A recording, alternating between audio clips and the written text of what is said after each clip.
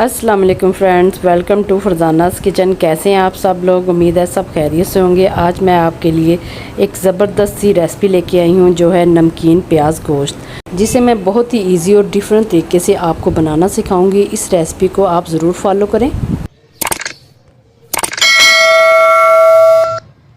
बिस्मिल्लाहिर्रहमानिर्रहीम। रेसिपी को हम स्टार्ट करते हैं। सबसे पहले मैं एक पैन में ले रही हूँ 1 कप पानी। इसमें हम 4 अदद प्याज कटे हुए वो ऐड करेंगे और इनको हमने उबाल लेना है पानी में इतनी देर तक जब तक कि प्याज अच्छे से नरम ना हो जाए।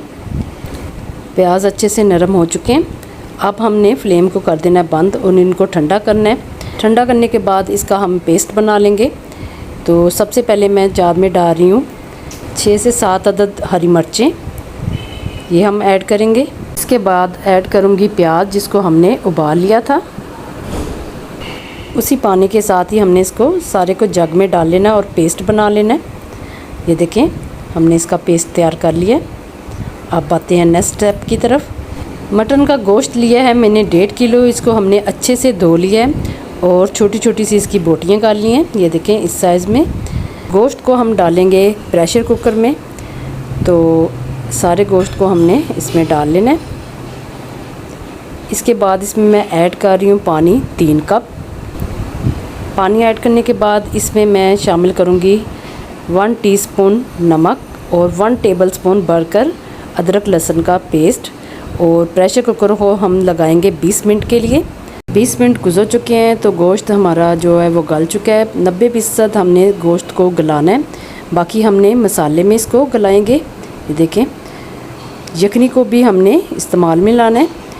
तो अब मैं एक कढ़ाई में ले रही हूँ 1 कप ऑयल और जो हमने पेस्ट तैयार किया था प्याज और हरी मिर्च का, वो इसमें ऐड कर देना है। ये देखिए, प्याज बिल्कुल हल्की आंच पर हमने इसको कुक करना है प्याज को, ताकि इसका कच्चापन जो है वो ख़त्म हो जाए। ये देखिए, प्याज जो है वो अच्छे से फ्राई हो चुका है। अब इसमें 1 कप मैं ऐड कर रही हूँ दही। इसको हमने अच्छे से इसमें मिक्स कर लेना है। अच्छी तरह से दही इसमें मिक्स हो चुकी है। अब इसके बाद जो गोश्त हमने गला लिया था वो इसमें ऐड कर देंगे सारा गोश्त और हल्के हाथ से चम्मच को चलाते रहेंगे। अच्छी तरह से इसको हमने इसमें भून लेना है मीडियम फ्लेम पर। तकरीबन 5 मिनट तक मैं इसको इसमें फ्राई करती रहूँगी, जब तक कि ये अच्छे से घी ना छोड़ दे। फ्राई करते हुए 5 मिनट गुजर चुके हैं और मसाले ने अच्छे से घी छोड़ दिया है। इसके बाद मैं इसमें गोश्त की सारी यखनी हमने इसमें ऐड कर देनी है और अच्छे से मिक्स कर लेना है। मिक्स करने के बाद इसको मैं कवर करके रख दूँगी तकरीबन लो फ्लेम पर 10 मिनट के लिए। 10 मिनट के बाद हम इसको चेक करते हैं। ये देखिए, 10 मिनट गुजर चुके हैं। माशाल्लाह से बहुत ही अच्छी सी खुशबू आ रही है और जो गोश्त है वो भी अच्छे से गल चुका है। अब इसमें मैं ऐड करूँगी लीमू का अर्क। 1 लीमू का अर्क हमने इसमें ऐड करना है और साथ ही हमने इसमें नमक भी चेक कर लेना है। अगर आपको नमक कम लगे तो आप इसमें और ऐड कर सकती हैं।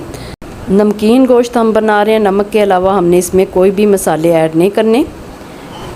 तो इसके बाद मैं इसमें ऐड करूँगी कटे हुए लीमू और कटा हुआ अदरक और हरी मिर्चें।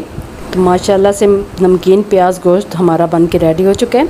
इसी दौरान अगर आप मेरे चैनल पर नए हैं तो प्लीज़ मेरे चैनल को सब्सक्राइब करें और बेल आइकॉन को क्लिक करें।